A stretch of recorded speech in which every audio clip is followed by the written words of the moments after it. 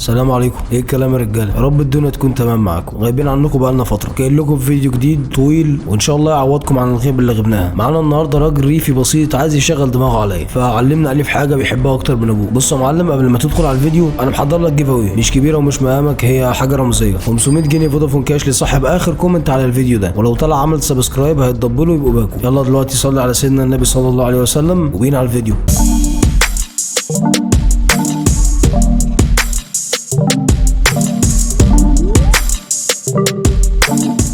السلام عليكم يا ست الكل، ينفع تقبلي الطلب؟ انت مين يا مرحب. السلام عليكم. وعليكم السلام يا جميل عمر. وعليكم السلام. مين؟ اقبلي الطلب. طلب ايه؟ طلب الصداقه عمال الغي وابعت فيها بقالي 3 ايام. هو لازم اخش اقول لك يعني؟ ايه ده؟ معلش يا استاذ عشان مش بضيف عندي حد ما اعرفوش. معلش المره دي بس عديه. طب انت عايز ايه حضرتك؟ ايه؟ عدي حضرتك. اقبلي الطلب. حاضر يا سيدي، قبلنا الطلب. اتفضل. مين؟ ربنا يبارك فيكي. انا عوض من البحيري. اكيد حضرتك بتقول دعابه. طبعا دي دعابه. اهلا وسهلا يا عوض. اتصل معايا ساعه ونص وبقلب عندك في الامان. انت بيجح قوي. لا تمام، خد راحتك. 2 hours later. معلش اتأخرت عليكي يا ست. يمينك محترم ومحتشم وديه اللي عجبني من الزربات التانية. بقالي من امبارح بدور على صورة عريانة مش لاقي. انت بتقول ايه؟ هو حضرتك تعرفني؟ ما حصلليش الشرف لسه، بس انا مخطط كل حاجة في دماغي. مخطط؟ انت اسمك ايه لو سمحتي؟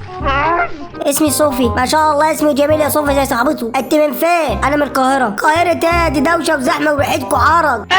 انا من البحيرة، الهوا هنا نضيف والناس محترمة. ما انا مش فاهم حاجه يا اخواتي. كل واحد وذوقه بقى يا عم، هنعمل ايه؟ صح كلامك. صوفي انت شغالي ولا ربة منزل؟ عشان بتوع مصر استغفر الله العظيم اسمع انهم شغالين.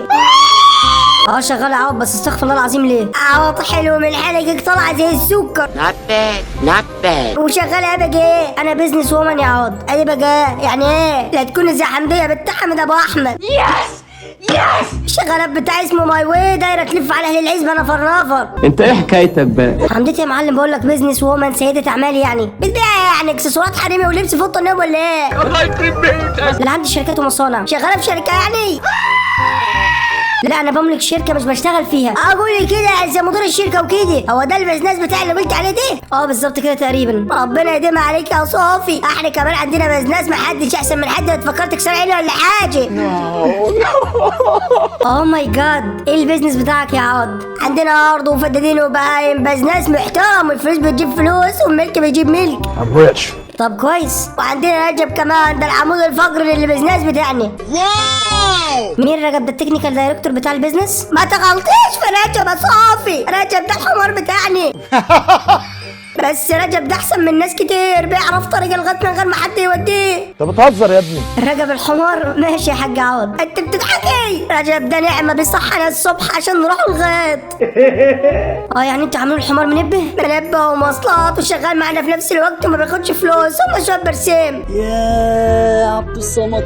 الواحد محتاج يشتري عربيه. يتربى في عزك يا عوض. انت عندك كام سنه لو سمحتي؟ بتسال لي انت تطلع لي بتوع مش كفايه تكلمنا شويه خلاص؟ معلش بس عايز اعرف اللي بكلمها دي كام سنه عشان في حاجه في مخي كده. الفار كان بيلعب في عبي. ماشي يا سيدي، عندي 28 سنه الحمد لله. لسه سن الخطر ما جاش. سن الخطر؟ ايوه، البنات اللي فوق ال 30 سنه سوقهم يبرد شويه. انت لسه تمام الحمد لله، لسه بكرتونتك. ده في انهي حزب عندكم الكلام ده؟ في كل العزب. انا اعرف ناس متجوزين بناتهم على 15 سنه. انت كده عندنا بايره خلي في علمي. ماشي، شكرا على المعلومه يا عوض. العفو، انا بتكلم بصراحه مش ناس تانية يجاملوك عشان يقولوا هاتي بوس. ايه اللي انت بتقوله ده؟ انت متجوزه صوفي؟ لا لسه. اللي في سنك عندهم 7 عيال. لسه ما اتجوزتش لحد دلوقتي ليه؟ انت مال امك انت مالك وانت مال شكلك؟ وانا مالي باللي في سني؟ ما اتجوزتش لحد دلوقتي عشان ما لقيتش اللي يستاهل. ربنا يجيبهولك. الصح بيجي في وقت يا صافي. بس شدي همتك كده، ما تقعد الناس زي البيت الواقف. جابوا اللي جابك في الارض. ماشي يا عوض، حاضر هشد همتي. هل تحبين الريف المصري الاصيل؟ ما اعرفش. ما تعرفيش يعني ايه؟ بتحبي عندنا في العين ولا لا؟ ما اعرفش، ما جربتش اعيش عندكم واشوف احب ولا لا. ده احنا عندنا في البحيره جني. تصحي الصبح تلاقي العصفور تزقزق والبهايم تصوت وستات الدار داخلين عليك بجردل اللبن الصبح. يا خرابي. طيب ده جميل قوي يا بختك يا عوض. جمال مش طبيعي. ده رجب لوحده اما يصحى الصبح صوته بالقلب. صوفي. نعم يا عوض. الف شكر انك بتتكلمي معايا. مفيش واحده عبرتني من سنين. لا ما تقولش كده، احنا بشر ولازم نسمع بعض. انا استرك ما افضحك. تسلم يا عوض. يعني انت ما شفتش عندنا في الفلاحين خالص؟ لا انت مالك شغل. شفت في التلفزيون بسيط كده. التلفزيون ده مش حقيقي خالص، لازم تشوف بنفسك. هاجي فين؟ البحيره عندنا تعالي الدار الكبيره تاخد من الحباب 1000 وام صفيه هتتبسط بيكي. يا راجل انت مجنون ولا ايه؟ وبقى عوض الراجل محترم ركب هيشوفك لازما هيجيب لك طياره. امي مربيه وزه خليت تشيلك وحدي. هو انت اسمك عوض عوضين؟ ايوه ماله اسمي. لا زي الفل. وبعدين والظباط ايه وبيتكم اللي عايز ناجي فيه؟ انت لسه مكلمني، مش ملاحظ انك سريع شويتين؟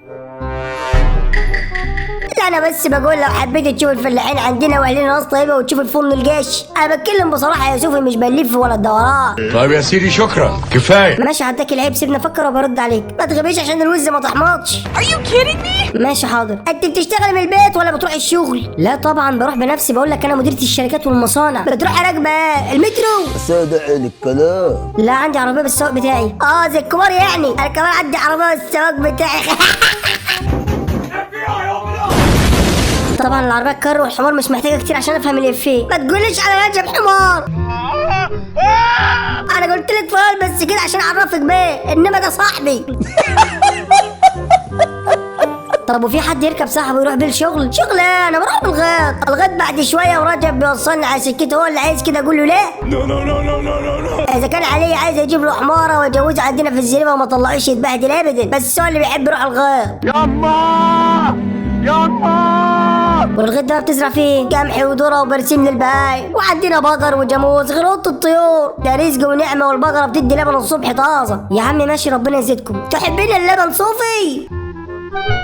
بشرب لبن عادي. عندك بيبه انت كمان ولا ايه؟ لا بجيب من السوبر ماركت عادي. السوبر ماركت ده مش لبن، ده ميه بيضه. اللبن اللي بحقه حقيقي اللي يطلع من بسبوس البقره على حنكك على طول وهو ساخن. الله يعرفك يا شيخ. على طول ازاي؟ والميكروبات غلط كده؟ لا ميكروبات ولا غيره. تحلبين البقره بايدك وتحط دماغك في قلب الجردل ما تطلعش غير وهو خلصان.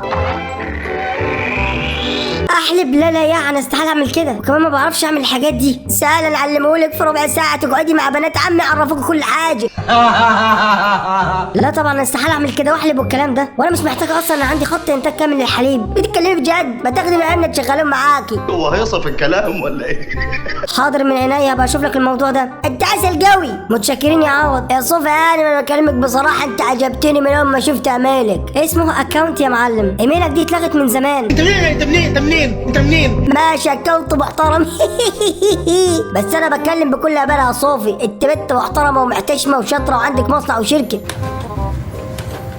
تسلم لي يا عوض. انا مش زي العيال اللي بتخش ترمي كلمتين وخلاص. انا راجل جد، احب الجد واموت في الجد. يعني كلامي ليه معنى، ما بقولش كلام في الهاوي. كان راجل كوريكتو. فهماك يا عوض. طالما فاهمه عايز ابص في عينك يا صوفي. ايه يا عوض اتحولت ولا ايه؟ لا عشان اعرف رايك. رايي في ايه؟ في اللي بقول اني معجب بك وكلامي جد. No God please no. معجب بيا؟ ايوه انا معجب بك يا صوفي. اخيرا عوض وقع في الحب. فهمك بس احنا لسه ما تعرفناش كويس. معاك يا حاج، احنا لازم نتعرف اكتر. انا عايز اعرفك بنفسي. اتفضل. انا عوضين عطيه. عمر 32 سنه من البحيره عزبه كويس كلام جميل. واشتغل في الارض زي ما قلت لك، وعندنا بيت كبير واهل محترمين ربنا يبارك لك فيهم. وانا الوحيد لامي يا ابويا، يعني العنقود اوله واخره، يعني دلعت العيله، يعني الواد اللي على الحجر. يلا يا ابني. انت 32 سنه يا عوض، فوق شويه يا ابويا. كل الاملاك دي بتاعتي انا، الوريث الشرعي والوحيد. انت كده بتغريني يعني؟ بقول لك انا بيزنس وومن يا معلم. ورثي واملاك مين؟ لا انا بعرفك اللي عندي وبعرفك على العوض. اتكلمي يا صوفي. انت بتتكلميش معايا ليه؟ اضحك ولا اضحك؟ بتكلم لما يكون عندي حاجه اقولها، وبعدين انا بسمع منك انت. مش انت اللي معجب بيا وعايزني اعرفك؟ معلش نسيت. متوتر. خلي بالك ده كده كويس. ده المره اللي بتتكلم كتير مش محترمه وجايلك الربايه يا فجرة. ولا اللي بتهزر دي لو عندنا كنت دفنتيه. يا مصيبتي. انت بتقيمني ولا ايه؟ بقومك منين؟ انت نايمه يا صوفي؟ اجيلك وقت تاني اما تصحي.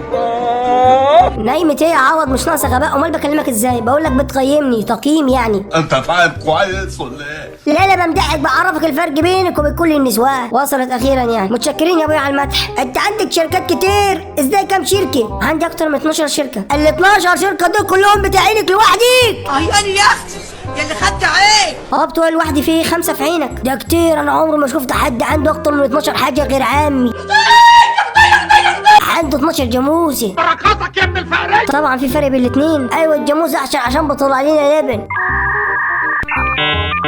لا الشركات احسن من الجواميس بتوع عمك. ايوه بس الجاموس مضمون، انما الشركات ممكن تخسر ولا تولع. يا مصيبتي يا لهوي يا خرابي. في ايه يا عوض منافسك يا اخي؟ مش كده انت زعلت؟ انا بهزر يا صوفي. لا ما زعلتش، بس خلي كلامك حلو شويه. وبعدين جواميسي دي اللي انت بتقارنها بالشركات بتاعتي، انت كده بتبين لي انك مش عاقل، ودي صفه مش عايزاها تكون في شريك حياتي. يعني اعتبر لي حق. خلاص الشركات احسن من الجاموس، كلهم رزق ومال من ربنا، حد يعترض؟ ابقى اقول لعمي يحملهم على 3 عربيات وتجيبهم تشغلهم على البقر بتاعي. ماشي يا عم موافقه. انت بتكسبك كتير في الشركات دي يا صوفي؟ الحمد لله بتكسبك كتير يعني. طب انت عايز ايه حضرتك؟ ايه؟ الحمد لله يا عم، يعني تقريبا كام في الشهر لو سمعتيه؟ بيدخل لك كام؟ انت نموذج حقير. مش ده سؤال شخصي شويه يا عوضين؟ معلش فضولي بس عايز اعرف يمكن افتح شركه ولا حاجه. لا انا مش حابب اقول بصراحه، عادي اللي فيه، احنا هنا عندنا الناس بتتكلم في كل حاجه. بس انا هنا مش في الفلاحين يا عوض، كل واحد المفروض ليه خصوصيته. معلش يا صوفي بس ساعات تعرف انت مرتاحه ماليا يعني ولا لا؟ انت مال امك. برضه انت معلش عرفيني. يا عم مرتاحه ماليا الحمد لله، يعني مش محتاجه حد يصرف عليكي. لا مش محتاجه ما شاء الله، بس الراجل لازم يصرف على البيت مهما حصل، ولا انت ينفع تصرفيه؟ هو سؤال صعباني شويه. لا انا ما بصرفش على بيتي اللي هكون فيه، انا ساعد جوزي لما يكون محتاج حاجه، لكن انا ما اصرفش. انت متربيه يا صوفي خلي بالك. صح الراجل لازم يبقى عماد البيت. هي عماد دي انا هبقى عماد البيت، انا عندي اراضي وبهايمي واخد دهب امي لما تموت. والفلوس بتزيد ما تقطعيش، يعني الارض والبهايم دول بيدوا لك كام في السنه؟ يعني السنه كويسه ربنا بيكرم فيها، اما لو سنه وحشه ربنا ما بيكرمش فيه. لا يا راجل. لا انا عايز اعرف بقى، انا هعرفك الفضول عامل ازاي، بتحسبوها ازاي؟ قولي بتدخل لك قد ايه؟ بتشوف المحصول بقى بكام وبنعيش الحمد لله. كام يا عوض؟ هل عندك الجرأة؟ ونشوف برضه البهايم عملت لنا قد ايه في السنه، بتاخد محصول قد ايه وتطلع لنا ايه. انت بتتوه يعني مش عارف الرقم؟ ربنا يكرم يا صوفي. ايه هو دي يا مؤمن؟ كام يا عوض؟ انت هتحاسبني ولا ايه؟ بتقول ايه؟ بجد يعني طلعت ما بتقولش اهو. لا انا ما بحبش حد يحاسبني ويعرف دخلي وخارجي ايه. لا يا راجل. حلو يبقى انت كمان تخليك في حالك وما تحاسبش الناس. انت عايز تعرف المحصول بعمل الاثنين، انا عايز اعرف الشركات بس. انت حكايه امك ايه يالا؟ لا يا شيخ ايوه، انما انت عايز تعرف اللي في بطننا. لا بس انا احب اعرف شريك حياتي داخل له ايه بالارقام. بالارقام دي عندك في الشركه يا ست صوفي، انما احنا هنا ماشيينها بالبركه. نعم اروح امك. ما يفرقش معاه، المهم بس ما تبقاش فضولي وحشري. ربنا يكرمك. عارفه يا صوفي انا مش بس عندي ارض، انا اعرف اعمل حاجات تانية تجيب لي فلوس. زي ايه؟ بعرف اصلح الموتور بتاع الراي، وبعرف اتعامل مع البهايم واوليدها، وبعرف احدد الطقس من غير ما اشوف موبايل والكلام دي. ممتاز. بقول لهم بكره هتشتي يبقى هتشتي، بكره حر يبقى بكره حر. يا سلام سلم على مخك البلالان. عرفتها منين الطقس دي؟ وبتحدد الطقس ازاي؟ بشوف السماء واحسب سرعه السحاب واضربها بحركه ترجم على المسافه من البيت للغايه. انت بتعرف الجو من ركب الحمار؟ ايوه لما رجب يبقى نشيط الصبح يبقى الجو هيكون كويس، ولما يبقى بطيء يبقى الجو مش كويس. خلاص. امال حضرتك فاكر ايه يعني؟ ده علم جديد. ايوه علم الحمير، ما تعرفوش عندكم في مصر الكلام دي بقى جديده. التلاجة انا عارف انك مش عاجبك الكلام. لا بالعكس انا باخد خبرات منك ومن رجب، انا ما كملتش تعليمي خلي في علمك، بس افهم احسن من اي حاجه. وصلت لحد فين في التعليم؟ خلصت الثانوي وابويا طلعني افلح الارض، بس ربنا فتح عليا احسن مني في كليات. وات؟ انت اتعلمت كتير يا صوفي؟ انا معايا دكتوراه يا عوض في اداره الاعمال. دكتوره ازاي؟ انت ما كنتش ان عندك عياد. يا جدعان حد يكلمه. دكتوره ايه يا ابويا؟ ما اعرفش دكتوره ايه، انت اللي قلتي. لو دكتوره تخسيس هجيب لك امي وخالتي. اهرب على فين؟ اهرب على فين؟ لو دكتوره سكر هجيب لك ابويا وعمي. انت عاوز ايه؟ هو انت لحد دلوقتي ما عملتش لايك يا اسطى؟ اعمل يا جدع لايك، اقرا لي، قول لي الله ينور، ما تشتمني. وطبعا لو دكتوره امراض عقليه هتجيلي بنفسك. حلوه يا صافي. ايه يا الرزاله اللي انت فيها دي؟ دكتوراه يا معلم مش دكتوره، في فرق ما بينهم. كام سنه تعليم يعني انت؟ الدكتوراه دي لوحدها خدت فيها 6 سنين. 6 سنين؟ ده انا زرع فيهم يجي 3 مرات جمح ومرتين قوطن و4 مرات رز، وكبرت رجب اما كان لسه مراهق. حضرتك بتقول ايه؟ وبعت واشتريت بهايم. كل التعليم دي ملوش لازمه. يعني ايه؟ كل اللي عملناه ده طلع على فشوش؟ الف مبروك. انا عشت في عز وانت عشت على الكتب والمذاكره. انا دلوقتي بقى اشتري العزبه بتاعتك باللي فيها. انا الفلوس اللي ملهاش اخر. بجد؟ بجد. معلش كنت بهزر. العلام حلو برضه، بس الدكتوراه دي نفعتك فيها بالظبط عشان لما اخلف احط بنتي زي كده. نفعتني في ان اكون مديرة 12 شركة غير المصانع والاسهم بتاعتي في البورصة وابقى مليارديرة. مليارديرة؟ انت معاكي مليارات يا صوفي؟ مليارات جنيه اللي بنسمع عنها. استرها معانا يا رب. جنيه ايه؟ لا مليارات الدولارات. دولار يا صوفي. وانا اللي كنت مفكر ان اللي معاه 120,000 جنيه ده عدى الفجر. ماشي يا شكرا اتفضل. اوعى تكوني بتهزري، وانا اعرفك منين يا عاد عشان اهزر معاك؟ طب انت عايشه فين ولا بيتك عامل ازاي؟ احنا عندنا في البيت 3 ادوار، لا انا عندي كومباوند في القاهره و3 شقق في دبي وفيلا في الساحل، غير شويه الشقق بقى اللي متنطورين في كل محافظات مصر. كل دي اتهد بقى. احنا عندنا بيت واحد بس مكفينا ولمنا كلنا واسع، خلي في علمك، وفي حمام تحت وحمام فوق غير المنظره، مكفينا كلنا مين؟ انا وبقى عوضان وام صفيه وعمتي وبنت عمتي زهره وابن عم سيد ورجب كمان. يا نهار اسود. الرجب عايش معاكم في الحوش مش في البيت، عنده مكانه الخاص. رجب محترم ما بيدخلش البيت، رجب ابن ناس وعارف حدوده كويس. طب كويس عقبالك. انا شايف لك صور في بلاد بره، انت بتسافري كتير ولا ايه؟ ايوه كل شهر تقريبا. بتسافري فين؟ ايه يعني الغطاسه بتاعت امك دي؟ اوروبا وامريكا واستراليا حسب الاجتماعات، بس بلف العالم كله. اجتماعات؟ انت بتروح تبع الشغل مطلعني رحلات مجانيه. ايه يلا؟ وعامله لي فيها بتسافري وانت بتحكيها فيهم عشان يسفروكي. يا دكتور يا دكتور.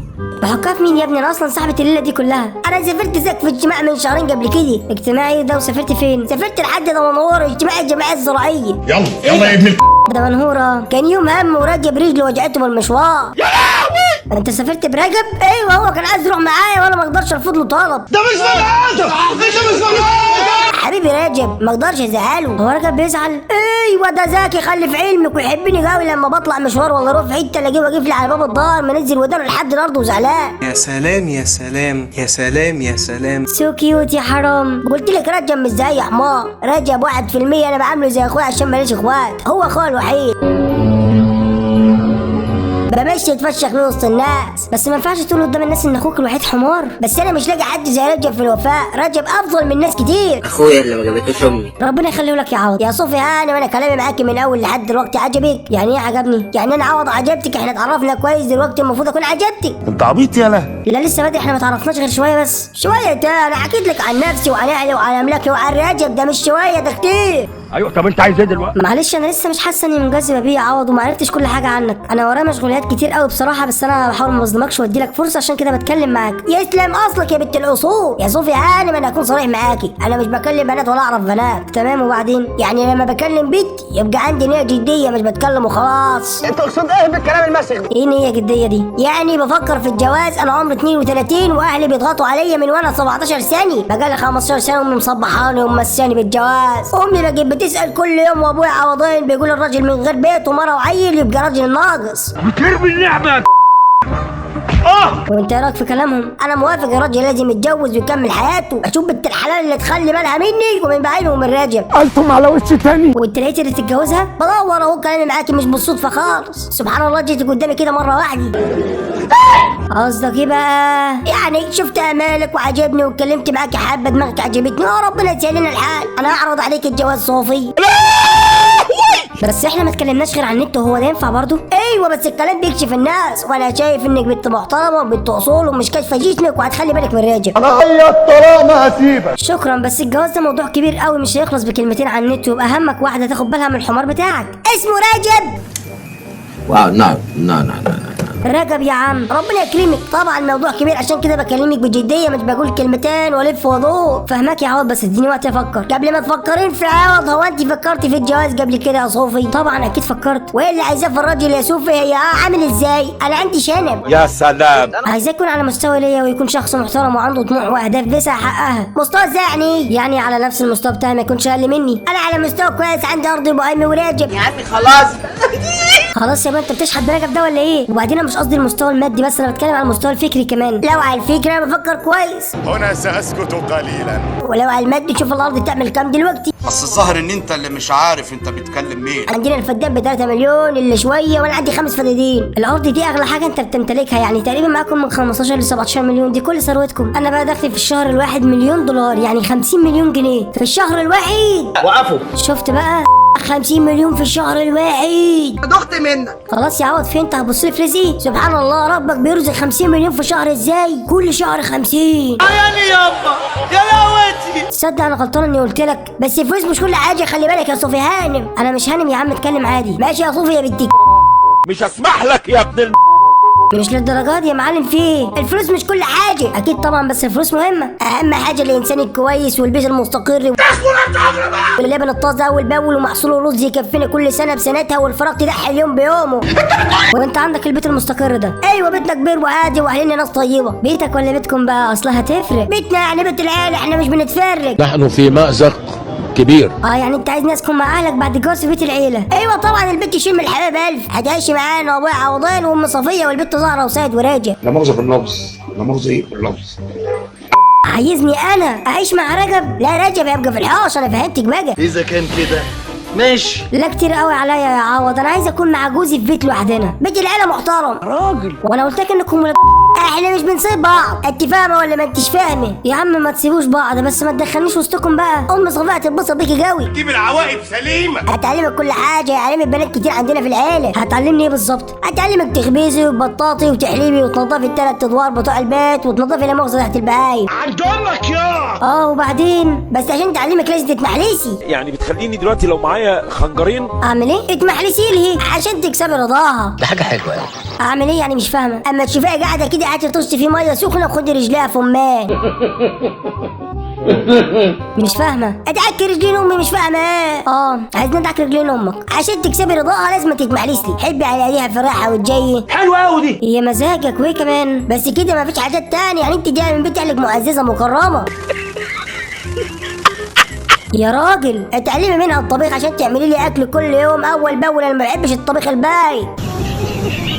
بس انا مش هيبقى عندي وقت للكلام ده، انا ورايا بيزنس يا عوض. الست لازم تلاقي وقت تطبخ لجوزها وتريح، وده واجب. واجب ومين اللي قالك كده؟ ده عرف. وقعدت الست تطبخ وتدعك الرجلين والراجل يشتغل. ما تكملش ما دام وصلت للمرحله دي ما تكملش. طب ما انا بشتغل هيبقى انا وانت يعني؟ كنت بتسمي شغلك ده شغل؟ انت ده بتروح تمضي على ورق وحاجات بتاعت نسوان زيك.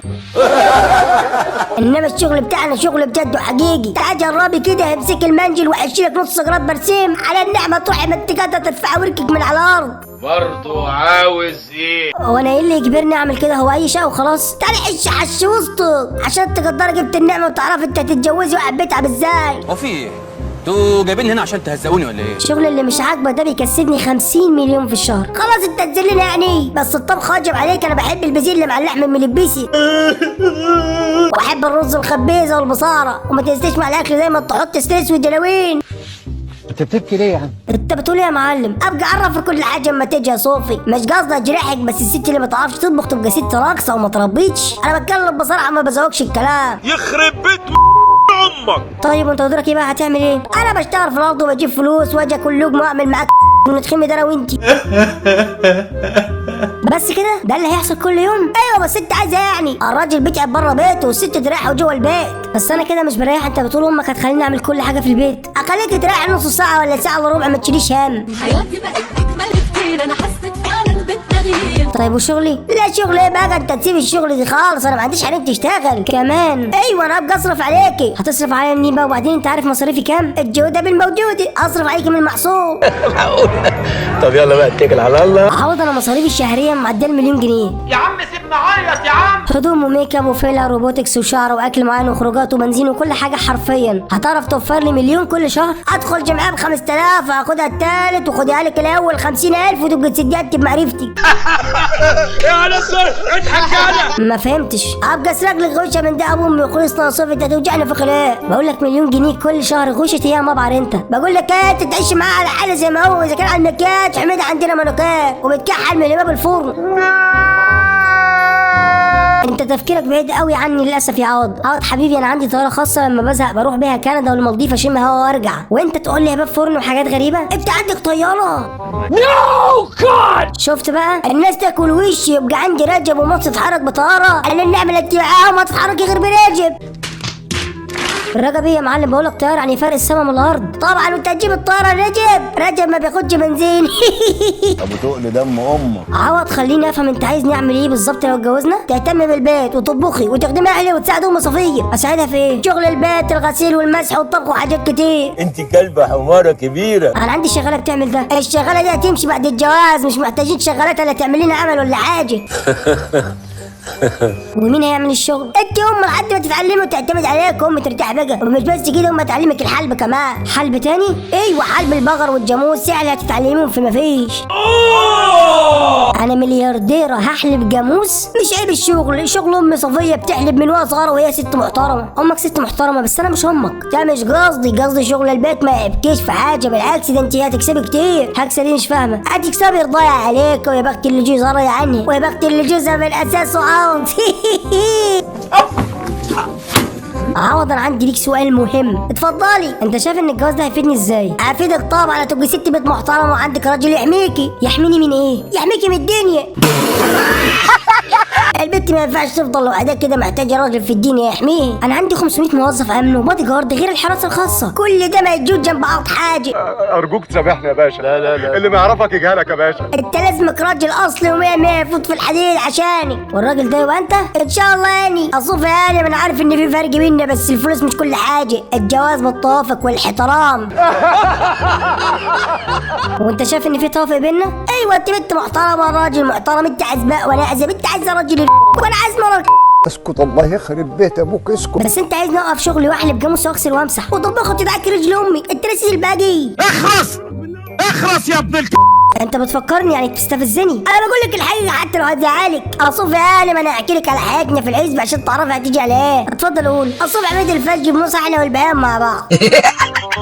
والبهام بتصحى معاكوا ازاي؟ الراجل بيصوت ويصحي الكل من نومه زي الساعه بالظبط، وبعدين بنروح لغايه نشتغل لحد الظهر. وانا في الصبح ده المفروض اعمل ايه؟ ايه اللي هيصحيني معاكم بدري كده؟ مش فاهمه. هتساعد امي في الحلب وبعدين هتعمل لي الفطار عشان اقوم افطر واتوكل على الله اروح الغيط.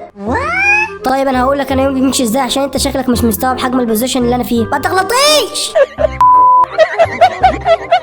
بصحى الساعة 7 الصبح، بشرب قهوتي وبفتح اللابتوب وبعمل اجتماع اونلاين مع شركة في لندن والساعة 7 الصبح الناس لسه ما فتحتش.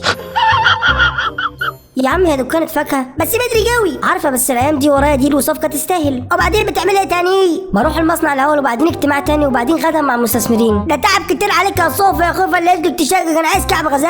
اسكت. لا ده يوم عادي عندي. طب ده كله هيوقف بعد الجواز وهترتاحي. هوقف ليه؟ بقول لك بيزنس وصفقات ولندن ومستثمرين. للاسف يا صوفي عشان مش هيبقى عندك وقت بعد شغل البيت والحلب والطبخ. يا اخي اسكت. عاود ارجوك تسيبني اشتغل بعد الجواز. عاود انت فاكر ان اللي بعمله ده هوايه؟ ده كاريري. الست اما تتجوز المفروض ما تبصش غير لجوزها وبنتها وعيالها وحمارتهم. اسكت. عاود ابوس ايدك تسيبني اشتغل بعد الجواز. مش هيحصل ابدا، انت لجوزك وجوزك ليكي، ولما تشتغل هنقعد فين احنا بقى؟ هتروح تقول لي نعزل ولا نروح نعيش عندي؟ طبعا. امال انت عايزني نعيش فين؟ عندنا في الدور الثالث. انا صبيت السقف وهضب الشقه. اكيد حضرتك بتقول دعابه طبعا. وشركاتي في القاهره ومصانعي في المدن الصناعيه هيديروا نفسهم. طب قاعد ناس تشتغل بدالك، مش بيدخل لك 50 مليون كل شهر؟ عايزه تاني من الدنيا. انا فعلا معايا 500 موظف بيشتغلوا بس محتاجين القياده مني. انا لازم اكون موجوده دايما وعيني عليهم. ابقى راح القاهره ساعتين كل شهر. لا كتير قوي، ما تخليها ساعه. ومن يحلب الجاموسه في الساعه دي؟ والله صنع امي بقى من غيرك. اخرسي خالص. اكيد حضرتك بتقول دعابه يا صوفي. جنب العزبه في حاجات جميله مش بس شغل. زي ايه؟ بنتجمع في المنظره كلنا وبشوي لهم ذره ونسهروا على الترعه في الصيف ونقعد ونتكلم ونشرب شاي في اخر الليل على السطح. ده انت راجل خفيف خالص. انتوا مين اللي بتتجمعوا؟ ابويا وامي وعمتي وسيد وزهره والجيران، يعني كل اللي في البيت والجيران كمان. ورجب بدخله الشاي بتاعه في الزريبه. والله انتوا ناس عسل. بتشرب الحمار شاي؟ ده بيموت في الشاي بنعناع، بس ببرده له واحطه له في طبسيه. يا سلام يا سلام. بتحطه له في ايه؟ طبسيه. يعني ايه؟ انا مش قادر افهمك بصراحه وحاسه ان التوافق بينا ضايع، بس انا بديلك فرصه وما اعرفش ليه. يعني السوشيال لايف بتاعتنا هيبقى الجيران وسيد وزهره وامك وابوك ورجب الحمار؟ ايوه احسن ناس. تعالي انت بس وما تشوفي كل ده كانك ما عشتيش في حياتك خالص. عاود انا الاسبوع اللي فات كنت في حفله في باريس وقبلها عشاء في دبي مع شركائي. ما عشتش ايه بس ده تعب وسفر كتير عليكي. نبيع قوي. لا انا بحب السفر جدا ودي حياه والحياه حلوه. ولا انت عايز تقعدني جنب امك؟ حياه ما فيهاش استقرار خالص. انما هنا انت هتبقي متستته وست البيت بعد امي. ساكت ومش عاوز اتكلم. يا استاذ. ومين قال لك ما فيهاش استقرار؟ الاستقرار في البيت والعيله مش في الحفلات والتنطيط من هنا لهنا. واذا كان على الحفلات ابقى اعمل لك حفله في الدار هابي بيرثي زيويو. ما ينفعش. لا بصراحه مش حاسه اني متحمسه قوي. سيبي لي نفسك انت عشان ما عشتش هنا بس يا صافي. الفترة دي فعلا عايش حالة قلق. شوف عدي سؤال محشور في زوري لا مؤاخذه يعني. مؤاخذتك معاك اتفضل. سؤال ايه؟ انت عمرك ما غسلت هدوم بايدك؟ امال امك. امال امك انت. ليه السؤال ده؟ جاوبي بس كده عايز اعرف حاجه. لا انا عندي غسالتين وعندي شغاله بتقوم بالمهمه دي. يعني ما اتعلمتيش تغسلي لبس على ايدك؟ مش محتاجه اتعلم ومش عايزه اصلا. ده وحشه في حاجك بعد الجواز ولازم تعرفي تغسلي الابيض لوحده والملون لوحده، الجلاليب لوحده واللبسه لوحدهم. تصرفاتك مش تصرفات رجاله. مش محتاجه بقول لك اتعلم، وبعدين هيحصل ايه يعني لو ما عرفتش؟ ام صفيه هتزعل لو شفت الهدوم في الغساله، ابقى جايب شملول عشان الغساله اللي تغسل لي. يا اخي انت مش مكسوف من نفسك؟ وهي امك هتتحكم فيا وفي بيتي وفي الغساله بتاعتي يا عوض؟ ده اسمه كلام برضه؟ مش تتحكم، بس عندها طريقه معينه في الغسيل. على اخري. وانا مالي بطريقتها؟ انا لما اتجوز ليا بيتي اعمل فيه اللي انا عايزاه، لازم تتبع طريقه صفيه امي في الغسيل. مش هسمح لك يا ابن عوض انا بدير 12 شركه وبقرر في صفقات بمليارات، وانت بتقول لي اتباع طريقه صفيه في الغسيل؟ الشغل غير البيت يا صوفي هانم، اللي عامله نفسي كانم. امي عندها خبره وهتعرفك. يا عم ارحمني. مالكش دعوه انت، ابقى اجيب 4 غسالات يغسلوا لي وانا قاعده حاطه رجلي على رجلي. ده لو اتجوزتك انت يعني. ماشي انت اضرب، بس ماما تقول لك اغسلي انت بقى، اغسلي عشان تباني شاطره وتحبك. ما تعبتش. زي بقى انت هتحبيه يا عم. ماشي. وفي حاجه تانية كمان هتحبيه. زي ايه؟ ابهرني. هيبقى عندك مناعه من ريحه الزراير. يا ناس حد يرحمني من الوقت ده. الزريبه بتاعتنا لازقه في الظهر، في ظرف 4 ايام هتتعودي على الريحه ومناخيرك هتعطل ويبقى عندك مناعه.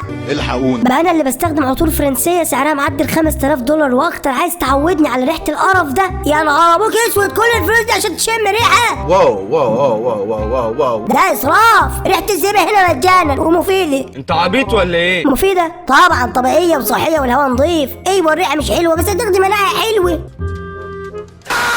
عاد انت عاقل وراسي كده ولا عندك ربع ضارب وبتهزر؟ جد يا صفيان، الحياه الريفيه صحيه. ومين قال لك بقى اني بدور على الحياه الصحيه؟ انا صحتي كويسه وعايشه كويس هنا، بس ما فيش روحانيه في حياتك. عايشه كويس بس قلبك وبالك مشغولين. قول يا عم انت. مش فاهمه ايه روحانيه دي يا معلم؟ تصحى تلاقي الارض والترعه وشويه هوا نضاف يرد الروح للي خلقها طبعا.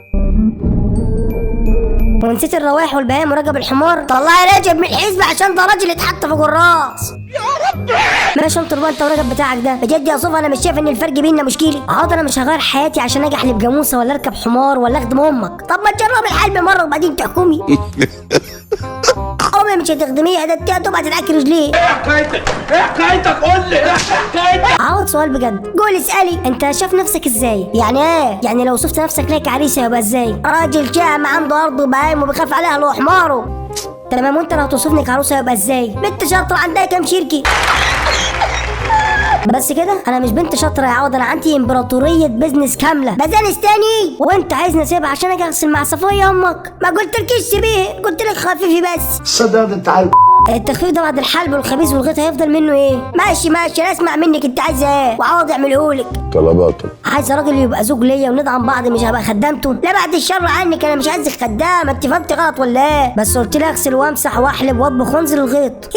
ده شغل البيت مش خدمي. يلا ينعل ابو اللي جابك يا ابن يا واطي. حاضر، عندي خدامه بتاخد الوفات في الشهر بتعمل ده كله. اديهم لك واعملي كل حاجه بنفسك. يعني انت عايز نشتغل بالوفات وانا بكسب ملايين؟ بقول لك ايه، لا تمام عليك حبيبي، مع السلامه. لا مش معناه كده. طب قول لي معناه ايه؟ معناه ان البيت محتاج ست تهتم بيه، والبيت ده فيه صفيه امك وزهره اللي ما اعرفش مين دي اللي مصدعني بيها من الصبح. ومش كفايه الستات دول؟ انت هتبقى ست البيت مش امي. امال هم هيعملوا ايه؟ هم هيساعدوكي بس، وانت تبقى ملكه زمانك هتشتغل الشغل كله لوحدك. هو انت بتضحكوا عليا انا؟ يعني انا الخدامه الكبيره بتاعت العيله يا صوفي. يعني الموضوع بسيط، انت ست البيت، يعني البيت بيتك وانت المسؤوله عنه. وشركاتي بقى مين اللي مسؤول عنها؟ الموظفين. مش محتاجه حاجه يعني. الموظفين بيشتغلوا بس بالقرارات بتاعتي انا. تاخدي قراراتك من البيت، ومين هيروح المصانع ومين هيتفاوض مع المستثمرين ومين هيسافر للاجتماعات. هبعت لك الواد زين ابن عادل الصندوري، علم متعلم يعرف في الحاجات دي. بس ترضيه ويروح مكانك. اسمع يا ابن لا لازم اروح بنفسي. ده انت ليك نتانا كل ده عشان ما ترضيش العيل. 1000 جنيه خلوه مبسوط يلف على شركتك شهر بحاله. انت مخلوق غريب. مش ينفع يا عوض، كل حاجه في حياتك بتقول استحاله ان اقدر اعيش معاك. يا صوفي ينفع اللي قال النفع والحياه بسيطه فيها سعاده. بص اعصابي كلها متوتره دلوقتي. وانا مش بقول لك ان حياتك غلط، انا بقول لك ان حياتي مختلفه. مختلفه يعني احسن، مش احسن ولا اوحش، مختلفه بس. عشان نتكلم كلامنا صح وتديني فرصه حلوه يبقى لازم تيجي تشوف البحيره بنفسك وتنزلي عزبتني. يا رب. لا طبعا، هاجي اعمل ايه؟ عشان تشوفي كل اللي قلت لك بنفسك وبعينك وتسلمي على رجب بعت له الشخشيخه وانت جايه. ليه؟ لان انا وب وهاجي لك ازاي بقى؟ انا ما اعرفش اي مكان عندكم. تعالي مع محرم ولا خليكي مكانك وانا اجي لك اخدك. انت هتيجي القاهره؟ اجي وفيها انا جاي من المريخ، اللي يسال ما يتوش. وهتيجي ازاي؟ اركب اتوبيس ولا قطر؟ قبل ما تيجي تاخدني بس يا عاضر عندي سؤال بسيط. اتفضلي يا هانم. لو انا موافقه اتجوزك واعيش معاك هناك بس مش موافقه على الحلب والغسيل والخبيز والكلام ده، هتعمل ايه؟ هتعمل ايه يا وحش؟ يعني رافضه من باب ولا نص نص؟ لا رفض خالص. لا انت كده هتزعلي ام صفيه منك. انا اللي حكامه عمي هخلي ام ابو اسود وعنطرك علقه عمرك ما اكلتها في حياتك. انت متاكد انك بتعرض عليها الجواز مش بتستخف دمك؟ يا صوفي انا عارف انها حماتك بس دي تبقى امي ست الحنايب. تقوم تاكلني علقه انت بتعرفش انا ممكن اعمل فيك ايه؟ على الطلاق منك لما اتجوزك ما يهمني. الست لازم تحترم اهل جوزها، مش تتجرعر وتتفشخر وتعلي نفسها عليهم ويبقى مناخيرها في السما وعامله لي فل ما جابتهاش ولادي وتقولي لي مزانيس. لا كل الا امي. امي لا انا مش شايف اني قلت حاجه غلط، لا غلط ولا زلط، خلاص عشان انا بدأت فيكي بقالي يومين وانت مكبراها على ده انت مره من مالك يا عوض سخنت عليا كده ليه؟ ما انت كنت محترم. انت لا انت عايزه تخبزي ولا تبططي ولا تربطي ولا تحلبي، امال انت هتتجوزي ليه يا بنت؟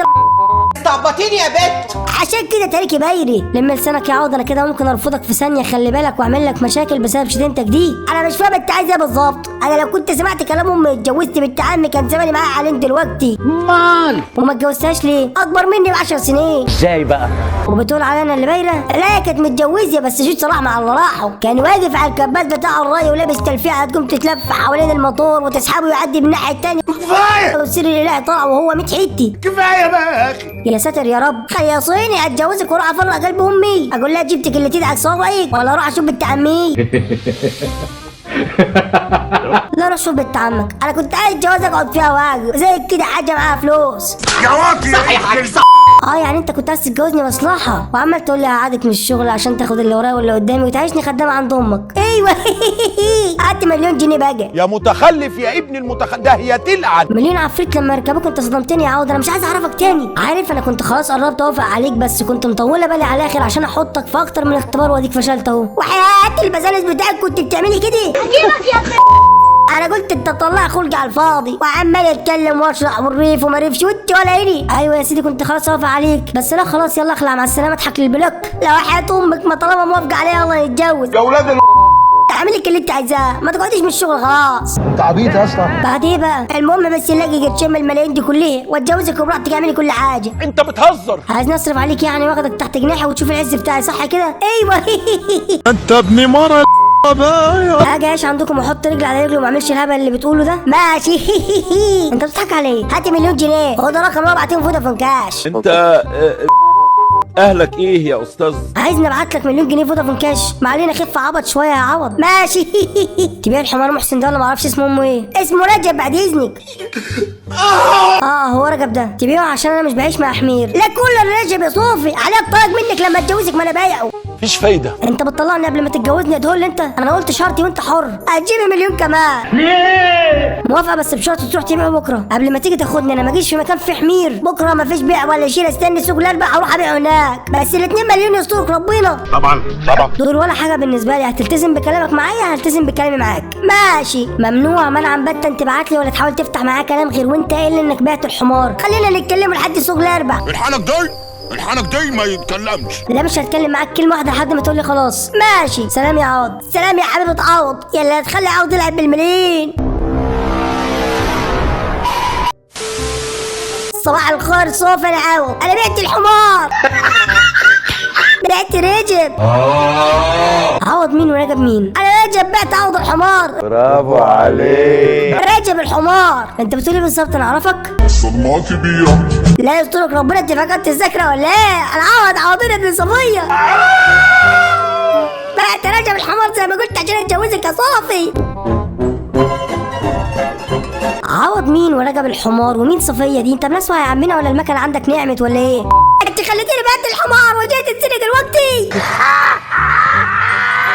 هات ال2 مليون وبعد كده غرفتها هتاخدي 2 مليون يا معلم. حد يبقى فطران فول الصبح زي حالاتي كده وحيلته 2 مليون؟ وحياة امك ما اعرف ارجع الحمار تاني. افتكريني بقى انا عوضين يا ست انا مفتكريني ابوس دماغك.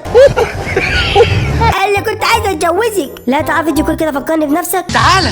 ايوه صح تعالي كلميني فيديو. تعال كلميني اتكلمي رني. تعالى انا. يلا اصبر يا انت راجل على فكره. اوكي اتفضل رن. انا افكرك بنفسي ردي. السلام عليكم ورحمه الله وبركاته. انت عبد الراجل وعملت كل مزارس وعشمتني يا ابن المرج. يا عيني ده اتصدم. يا ابن الدنيا بلا صياح يا ابن يلا على ابو اللي خلفك يا ابن صوت يباحك. انا بعت رجب الحمار بسببك يا ابن. لا